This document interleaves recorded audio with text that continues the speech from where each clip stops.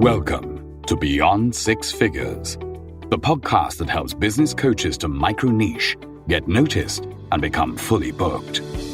Learn from top industry leaders who've successfully taken their businesses and their lives beyond six figures. Get ready to level up your coaching business and make this world a better place, one business at a time. And now, here's your host, Ziv Raviv. Hello, and welcome to Beyond Six Figures. Our guest today is Libby Gill, a former senior communication executive at Sony, Universal, and Turner Broadcasting, who reinvented herself as a leadership authority, executive coach, and keynote speaker. Libby is a best-selling author of 7 books, including The Hope-Driven Leader and her novel, Malibu Summer. She champions the power of hope as a strategic force guiding organizations through change with her proven true hope process that she also trademarked. We are really thrilled to dive into her insights on resilience, on leadership, and on client acquisition. Hello, Libby Gill. How are you? I'm good. How are you? Good. It's a pleasure to have you here with us. You've been prolific in your work, and I can't wait to geek out on some of your ideas. But first, I want to start by looking into your journey from working as a senior executive in huge, amazing corporates to becoming a coach. How that decision went about. What was that like? Well, it was an interesting time in life. I was always on the television side of the business, very fast paced, a lot of fun, creative, but there's a burnout factor and a point where I felt like I want to get closer to what I really love, which is helping people craft a career path. And I had always had a large team of young people. And the favorite part of my job was helping to turn them into real leadership superstars. And so after working on everything from Married with Children to the Dr. Phil show, I decided I'd kind of had enough of television. And coaching was a relatively new field back then. It had come out of sort of the human potential movement, and a lot of other things about, positive psychology was becoming more important. And so I studied and retrained and decided I started with helping people get into the entertainment industry. How do you get into a career that can be pretty difficult to find a pathway into that industry? Or in some cases, people that wanted out and wanted to reinvent themselves as I had done. And that was the initial impetus for leaving that career and then starting all over in my mid-40s. So that decision to start coaching and starting to do things that will be interesting for you was extended immediately with people who wanted a way in and people who wanted a way out of the entertainment niche. And with all your experience in TV work and production work, that information became handy. What then motivated you to, in your journey, what were some of the milestones as you published books and grew as a coach? Well, I branched out from that initial helping people around the entertainment industry and creative careers, and pretty soon really tapped into my own leadership skills. And I had risen up through the ranks and gone from being an assistant in the PR department at a small production company, which was then bought by Columbia Pictures and then by Coca-Cola and then by Sony. So I had gone up in 5 years to become a department head and then continued up the ladder. So it was really a rapid climb. And I spent a lot of time developing teams and leaders, and I really loved that process. So looking at how to codify that, how to help people do that in their own careers became a big piece of it. So I really just let people know what I was doing. I first started coaching at a lot of the studios because they knew I understood that creative mindset for good or for bad. And then it just grew from there into more pure leadership development and leadership skills. And the client base began to broaden. So it was everybody from Honda to Google to Allo Yoga wear. I mean, it became it was always people in performance. So it didn't really matter what the industry was. I didn't claim to be a subject matter expert or a chief technology officer. It was about giving people the skills to get to the next level, was a lot of what the genesis was. And I grew my skills and my tools that I developed for my use in coaching. A lot of coaches, they look at book authors and they're on the fence. They're baffled. They're not sure. Is it really worth it to put in the work to document their systems or to create systems that are worthy of documentation? Or is it something that will not really do anything for them? They maybe are afraid that the money doesn't make sense. Like there's so much work that you put into a book, and then maybe actually making money from the book is not going to be a thing for them. What do you feel about your career as an author? How significant was it for you? Well, I have been a professional. Writing was always part of my career. Everything that I did, I wrote keynote speeches for people. I wrote press materials. So I was a good writer by the time I decided to write a book, although I still had to teach myself that process. And I literally bought a book on how to write a book proposal. And I learned how to write a proposal because for nonfiction, which most of your listeners would be nonfiction writers, I spent a year really refining that process, and I sold that first book in multiple offers. And so for me, it was easier than some because I had a good understanding of language and the written word. That was my kind of stock and trade. So for some people, it might be more difficult, but I think it was absolutely essential.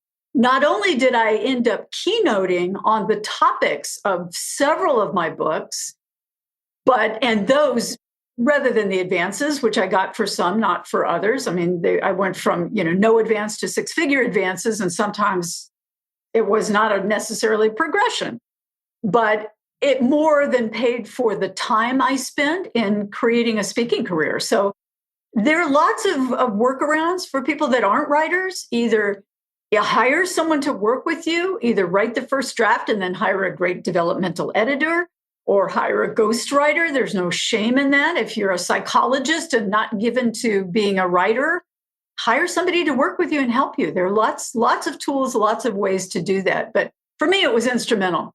It's the best marketing tool you can have. So nowadays, you do a lot of speaking. You get paid to do the speaking. You paid well to do the speaking. And you have the books and the speaking kind of create an ecosystem where you have something to say and people want to hear that. How does that work for you when it comes to acquiring coaching clients? It's often people will come to me because they've read one of my books. You Unstuck is a great example. And that book, I really codified what my methods were and cited a lot of client stories with changing all the names and the details, of course, for their privacy, but looking at where people struggled, where they succeeded, what were the tools. And it was very much prescriptive of try this, do this, test this knowledge or your skills or your passions on something. And so I gave them that book. And even when I launched the book, and I had a group that I ran called the Accountability Club. And I'd said, look, if this doesn't work for you, then call me and I'll personally coach you. If you really try all these things and follow through, because people fall apart in the follow through. It's just like your gym membership. It sounds good for a month or two, January and February, and then you kind of fall off. So I offered that. And I think not only having writing and books as a marketing tool and a lead into the keynote speaking world, it also forces you to really, really frame your thinking and really put a framework around your models and make sure that they are understandable and replicable by other people. And I think I've always said to my clients, you write your next level of success. As you're writing a book, it takes you to the next level, and it really forces you to frame your thinking in a very clear way. in your book, You Unstuck, Mastering the New Rules of Risk-Taking in Work and Life, you talk a little bit about reframing riskophobia and the escalating risk hierarchy. Can you explain to business coach listening right now, how can they use these tools with their clients? How can they help with the escalating risk hierarchy to their clients? Sure. We are, as humans, we are meant to go the tried and true, the safe path. That's our survival instinct. Some people recognize that. Others are just led by that knee-jerk reaction of fear, whether it's raising your hand at a meeting or calling on a client. And so as coaches, we need to guide people through that understanding of your fears are legitimate, but they're not real. This was our amygdala, the fear center of our brain, was really about avoiding predators or dangerous situations, but we react with the same responses. So when we understand that we are by nature and by biological design risk averse, then you can begin to overcome that. You can get past that fight, flight, or freeze syndrome and recognize, and I have the escalating risk hierarchy for people to look at what triggers me. Because I teach a public speaking course, for example. That's a very real fear for a lot of people. So it's a matter of starting very small and taking these bite-sized pieces, get in front of a few people, get in front of a larger, be very confident in your delivery and in your content. And I take people through recognizing what are your fear triggers? What scares you and what doesn't? Public speaking is not particularly scary for me. I have a degree in theater. I have a background in acting. Getting up on a stage is exciting and fun. Not so for most. You give me a spreadsheet and some complicated math, and then you'll trigger my fear for sure. So understanding what our triggers are and what we're good at is a sort of baseline for looking at how do I systematically, and I give people a systematic approach to get past their own fears. And it's right out of basic psychology, systematic desensitization. You have a fear of spiders, rational or irrational, a little bit of a exposure to that over time will help you get past that phobia.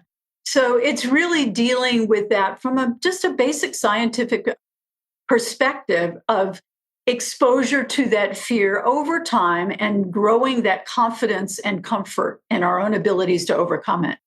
So in other words, in your book, you encourage people to escalate the risks that they take, but do it in a way that fits their pace. Yes. And do it in a moderate level, slowly get to the point where they can take bigger risks. Right. And for one example that's in the book You Unstuck was a woman who was a high-level attorney. She was 20 years in and she just felt like she needed a change. I mean, many of us get to a point where we think, I'd like to do something else. And so she was very fearful, even though she had higher education, great skills, high level of intelligence, very articulate.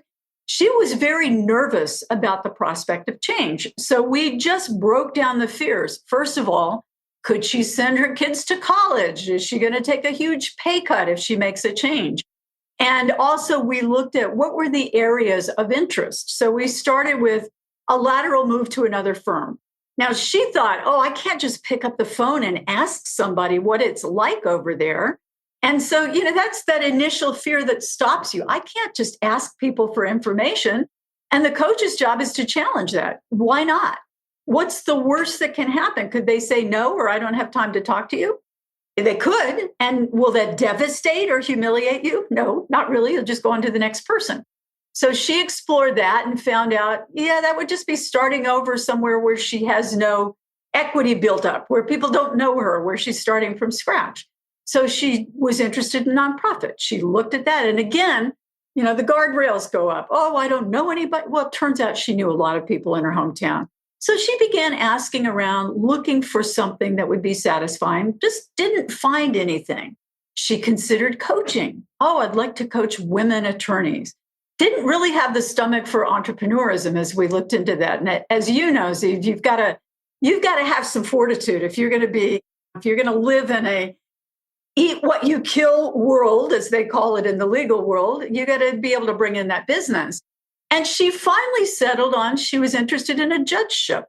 So there was an office open. A friend of hers had suggested it to her, and she really was enamored and wanted to be a public service. And then suddenly she knew she had to tell her law firm she was interested, and she had to run for office, both really scary things. So as she's pondering all this, I got her to start.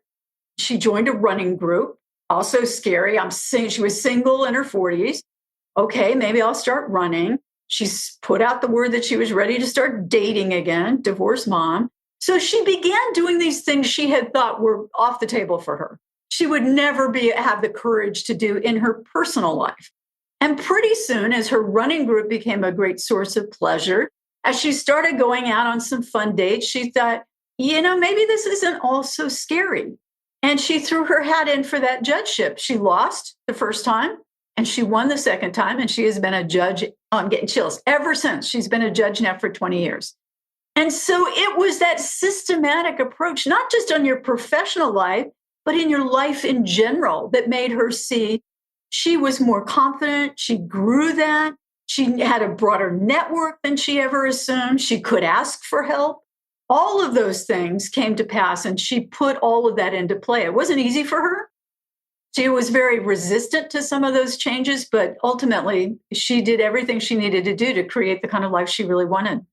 Such a wonderful, strong story with a twist at the end where she finds something that she was passionate about and that she started to have her own hierarchy of fear, crushed one hierarchy, one level at a time.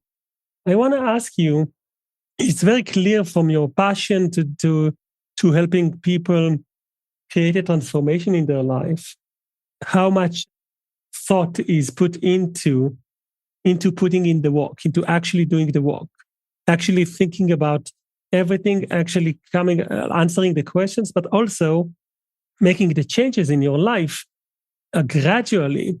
And yet at the same time, you also are known to raise the flag of hope is a strategy. And a lot of us, especially business coaches that are working in helping people with their marketing, we keep on saying to people, hope is not a strategy, right? That's why. Plan. Yeah. So tell us a little bit more about the importance of hope. I grew up in a challenging household, mental illness, alcoholism. It was not an easy upbringing. And hope to me, even as a young person, I always thought, I'm going to choose the hopeful path. I'm going to choose hope. I want life to be better tomorrow than it was today. And so I was on this path at a young age. And I think it was just my own sort of nature and survival instinct that I don't want to live the life I've seen around me.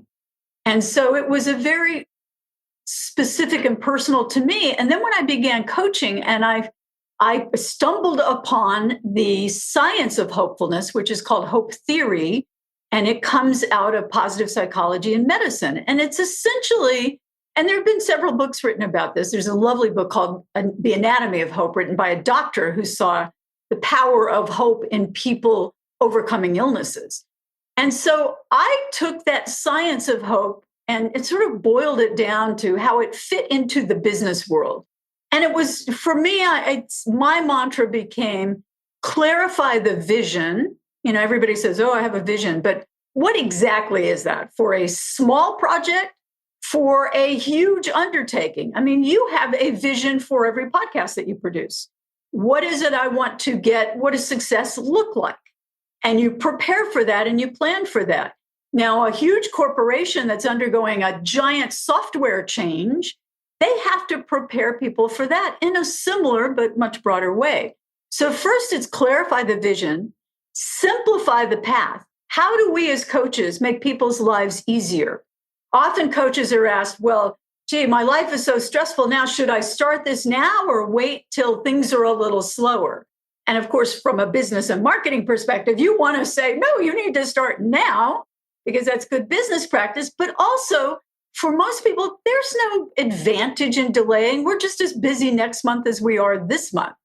So you've got to be prepared to help people simplify the path and say, my job is to help you take things off your plate.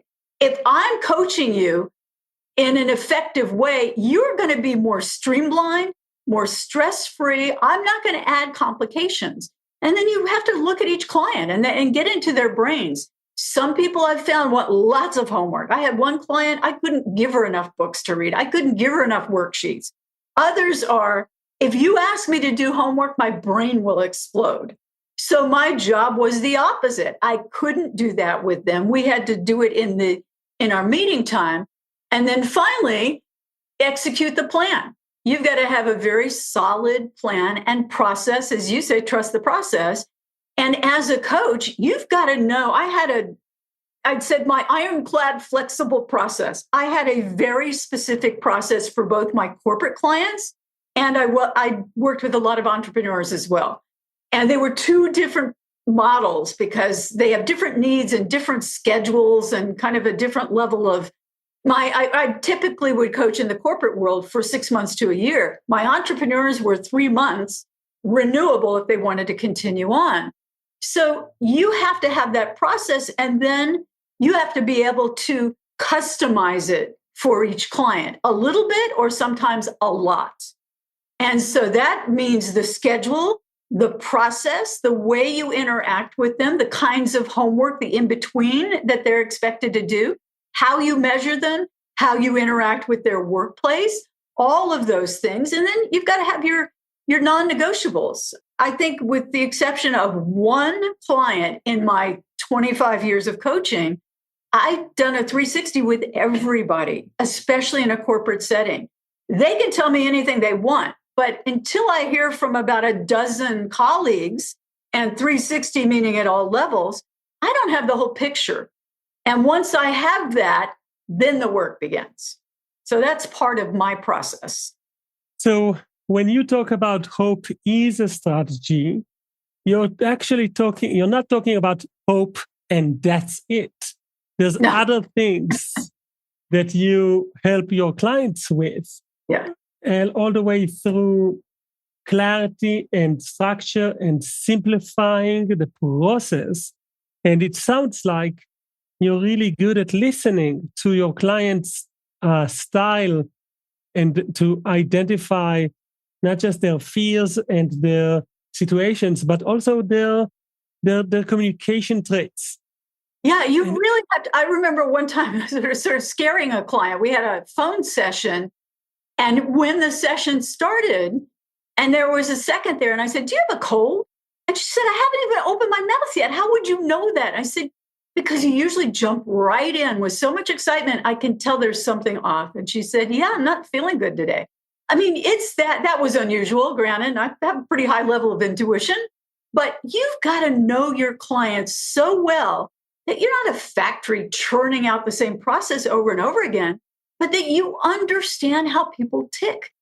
I started out to be a therapist, and I decided that wasn't going to be for me. I'd grown up with too much clinical mental illness in my life and thought, yeah, this is not what I want to spend my life doing. And only later on came back to coaching, which to me is this wonderful blend of business and psychology, because you have to understand, and I'm pretty self-taught after a year and a half of grad school when I decided, no, that's not for me. But learning about how the human brain works, how people tick, what are our fears, what are our differences, and then how to combine that with the business world, which to me is endlessly fascinating. To be a coach and be a fly on the wall from anything from hospitality to manufacturing to healthcare to fashion. I mean, there's nothing more fun than that. It's so fun to hear your passion and excitement about what you're doing, about your clients, and about the stories that they bring to the table, that it's just infectious. It reinvigorates. Hopefully, also the listeners can really sense the energy that you're bringing to the room. And that's that sense of hope. It is bringing a positive, setting the bar really high, ambitious goals that are also doable. So I always know I can help people. I don't know if I can take them from A to Z, but I can certainly take them to A to C or D. And so it's that that confidence in your own abilities to help other people, and being very rigorous about continuing to learn, because you never stop as a coach. There's always new data. There's always new science. There's always something to learn from people around you and the business. I learn a lot from my clients as well as I hope they learn from me. So you get that insight into multiple businesses, which can be really helpful also in the speaking world. You very quickly dive into a business. These days, what type of clients do you like to get? Like, what is a prospect that contacts you and say, hey, I've heard about you. I read your book, maybe, one of your books. What type of a client will be making you feel excited even more than what you are already? Somebody who wants to do something good in the world. I love people who are fighting the good fight and who want to bring something that is beyond and bigger than themselves. I have the good fortune now. I've been at this a long time. I'm on career number 3. So I can kind of pick and choose where I want to work and with whom I want to spend my time. So that is a luxury, and I'm very grateful for that. But that's, to me, is really exciting. People that are creating solutions to help others, building organizations that serve, those kinds of clients, and also people who personally want to get to that next level. They really have that desire to reach more people, to impact their organization on a greater level. And that's a lot of fun. Also, you want to hear that passion in them. I like people that are excited about the process. And typically coaches, we go through the chemistry meeting where they meet 2 or 3 people. Somehow 3 is the magic number, and they seem to meet 3 coaches, and they should have buy-in and a sense of trust in the person that they are part of selecting. I'm all for that. But once in a while, I'll get someone. I had somebody who didn't show up, and then I reached out again, and she said, "Oh, I thought you were just some sort of salesperson." I said, "You put me on your calendar. I'm not trying to sell you anything."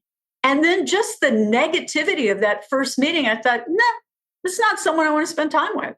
And I told the HR person, not for me. And I told her why. And she said, yeah, I can kind of see that. I said, so find another coach, because that's part of it. I wouldn't have done her any good. I would have probably been so direct and in her face about her attitude and her behavior and her language that she would have just tuned out to me. So that was not going to be a good fit on either side.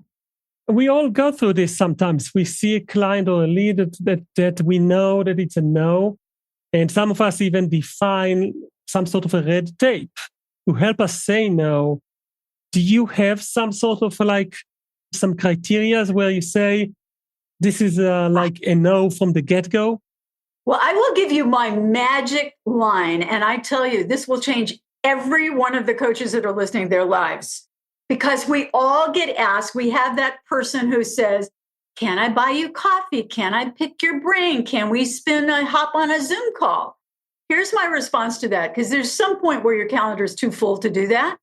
And I say, do you have a quick question, or are you interested in becoming a client?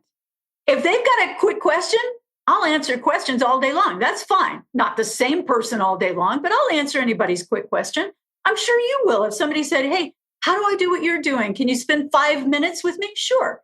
Can you pick my brain endlessly? Can I devote an hour of lunchtime to you? No. But if you're interested in becoming a client, there's a process that we go through for that. And that weeds out so many people immediately, or it just gets it to get your quick question on the table and I'll answer that. So that to me is very good at disqualifying people. I love it. Libby Gill, this has been a pleasure to step into your office and geek out on hope and fear, 2 huge powers in this world that could actually make and break huge careers, businesses, empires, and lives can change as the stories show and prove. Where can people go to learn more about you, Libby? Just go to my website. I've got libbygill.com as my business and speaking and coaching, and Libby Gill Books is my shift to the fiction world, which has also been great fun. And now I do a lot of speaking in that world as well. So it's just proof that we just keep going and trying something new. There's nothing better than curiosity and and making an attempt to try something new at whatever stage of life. This has been so inspiring. Thank you so much, Libby Gill, for sharing this with us. And we will put all the links into the show notes. And thank you, everyone, for listening to another episode of Beyond Six Figures. Thanks for listening to Beyond Six Figures. Check out the extended show notes that include bonus material, practical tips, and exclusive resources on our website, zivraviv.com. Until next time, keep dreaming big and pushing your business and your life beyond six figures.